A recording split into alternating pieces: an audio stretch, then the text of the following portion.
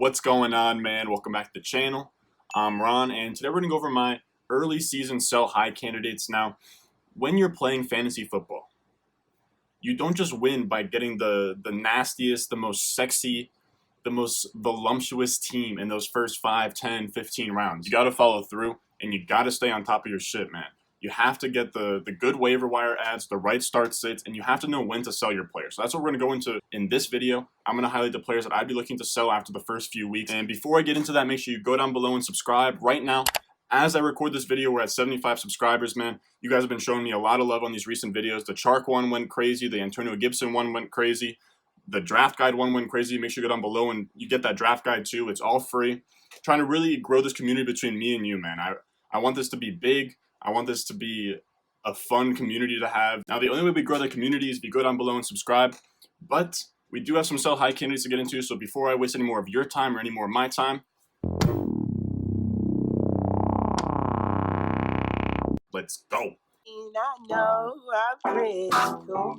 My nitty bag, my kitty boots. I got the juice. The first player I have on this list is Kenyan Drake, and it's because the difference in his schedule between the first 5 weeks and the rest of the season.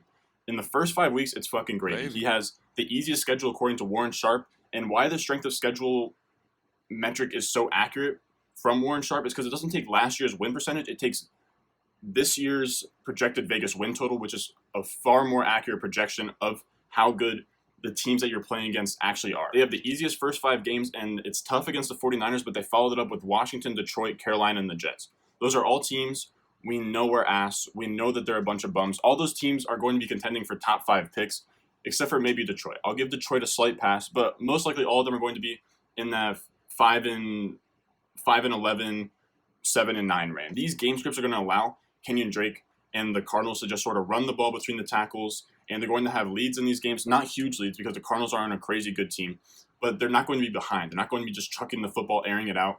And this provides an opportunity for Kenyan Drake to run the ball and get touchdown opportunities. Now, why are we looking to sell him? It's because of those back-end games. After week 5 against the Jets, the schedule becomes tough. From week 6 to 16, so we throw the fuck out week 17. Who gives a fuck? It's just 6 through 16. Those are games that we're playing in fantasy. They have the 3rd toughest schedule in the NFL after having the easiest schedule. So just a complete opposite. During this span, they only have 2 opponents projected for under 8.5 wins, and 6 out of 10 of these games are against top 12 defenses according to PFF. Now, as a cherry on top of all of this, he has probably one of the most brutal playoff schedules I've ever seen.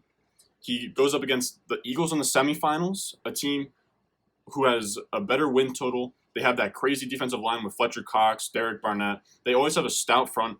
And it's going to be a game where the Cardinals are going to have to pass a lot. Now, that might get Kenyan Drake some looks out of the backfield, but that's in week 16. Kenyan Drake isn't a super durable back, and he's in a boot. We have Chase Edmonds emerging.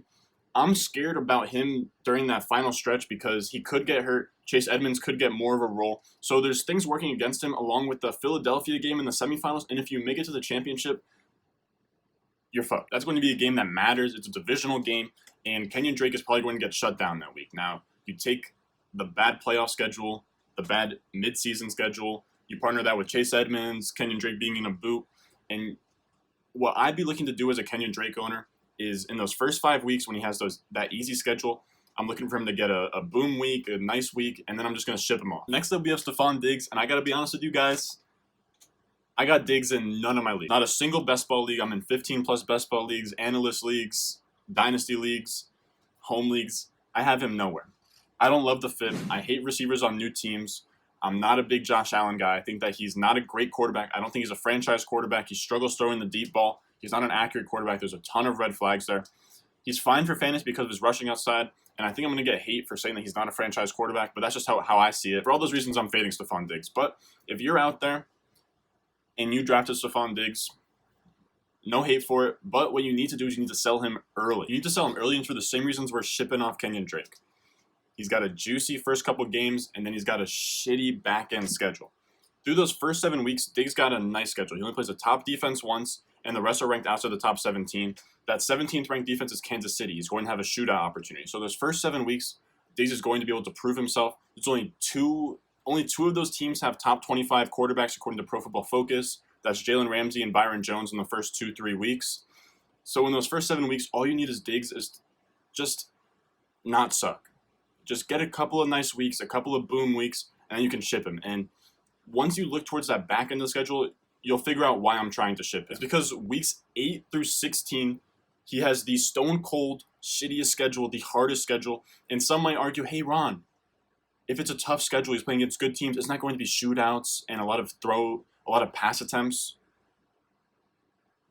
Some could argue that, but these are stud defenses. These aren't teams that are projected to have high win totals because of their offenses. It's because of their defenses. He plays New England twice, the Chargers. Now, the Chargers don't seem crazy on paper, but they have Bosa, Ingram, Casey Hayward, and Chris Harris in the slot. They were the only team on this video that have 2 top 10 cornerbacks according to Pro Football Focus. So that's a scary team to go up against as a wide receiver. Then they play San Francisco and Pittsburgh. That's a tough lineup of games to play. 7 out of 8 of these games are against top 12 defenses, 6 of them against top 12 corners. I'd be trying to sell the fuck out of Diggs in those first 7 weeks after he does anything out there. After he does anything, any sort of boom week, anything that you can sell on, I would be moving him the fuck out of there because that back end schedule is brutal, man. The reason why those of you that drafted Diggs has something to hang your hat on is because Diggs has name value. The Jimmy, your college buddies in your home leagues are going to see the name Steffon Diggs. They're going to see that he put up good numbers with Josh Allen, and they're going to buy in. The public loves Josh Allen. The public loves Steffon Diggs. If he can put together a couple of really good weeks in the beginning, you can sell him for a good price. He's going at the ADP of wide receiver 27 right now, and if he really accrues some value, has some good weeks, you could sell him for a price of around wide receiver 20, and at that point, you're making a profit on the ADP you drafted him at. Next up, we have Mark Ingram, and this one pains me to make, man. I have Mark Ingram in a lot of leagues. I like Mark Ingram, but you have to be really careful with how you play Mark Ingram this year. Over those first 5 weeks, he's going to have a really easy schedule, and he's going to be a fringe week 1. He plays the Browns, the Texans, the Chiefs, the Washington football team, and then the Bengals. This gives him the 5th easiest schedule, according to Warren Sharp. Now, the reason why you're selling him after these weeks isn't because he has a tough schedule down the stretch. They're the Ravens. They're going to run it on everybody, plenty of opportunities to go around. But the reason is we can't just ignore J.K. Dobbins. Dobbins is a second-round pick out of Ohio State. If you watched college football last year, you know he's a stud. He's a great running back. He's more athletic than Mark Ingram. He's probably a better running back than Mark Ingram right now. Mark Ingram is just like that veteran on the team. He has that seniority over him. So he's going to get the bulk of the carries in the beginning of the season. But as the weeks go on, Dobbins is going to be a fucking bitch to deal with. He's going to just chip into that workload.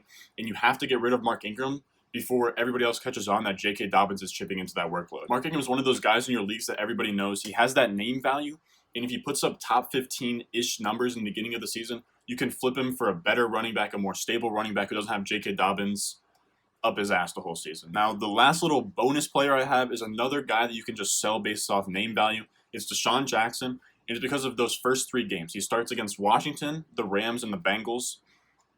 Remember, Jackson, he comes from the Washington football team. Jackson always has these big revenge games. You saw when he played on the Washington football team against the Philadelphia Eagles and vice versa. So that first game, he's going to have a blow-up week. Then he has the Rams, so whatever. And then the Bengals, he might have another blow-up week. Eagles are thin at receiver. Who knows when the fuck the last time Alshon Jeffrey has even ran a route. Jalen Reagor's dealing with some stuff. It's basically going to be Desean Jackson and those 2 tight ends. And D-Jax, he's going to get a touchdown deep. Book it. In terms of like DFS, all that kind of stuff, week 1, Desean Jackson, I'm going to say 85 yards and a touchdown, book it for week 1. And he has that name value. He's going to have those boom weeks. And I think there's going to be some guys in your league that are going to be, damn, like, is Desean Jackson back? He's back on the Eagles. He's doing crazy things. Let's calm down. Us, the savvy gamers in fantasy football, we know Desean Jackson, he's not that guy. He has injury history. He's old. He's kind of washed. But those are 2 games with the Bengals and the Eagles where he's going to have blow-up games, revenge game against the Washington football team. That's going to be a guy that you're going to look to package. You can't just sell Desean Jackson and get somebody crazy in return, but you can package Desean Jackson with somebody else. Maybe you package Desean Jackson with a guy like Mark Ingram, and you flip him for maybe you flip him for like Jonathan Taylor or Melvin Gordon. They're having slow starts to the season. So that's my last one that I'm looking at. And if you made it this far, man, I appreciate it. Make sure you go down below and subscribe. As I said, we're at 75 subscribers. Really trying to grow this community with you guys. Make sure you leave a like, leave a comment. I respond to everything. I almost respond to things instantly. If you got any questions with your team, any questions about my draft guide in the comments, anything going on, just let me know, man. Me and you, if you're subscribed to this channel, you're my boy. And as always, follow my Twitter at @RonStewart_.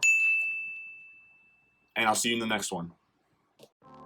Thirsty, thirsty, trying to choose. I mean, I know I'm critical. My nitty bag, my kitty boots. I got the juice, I got.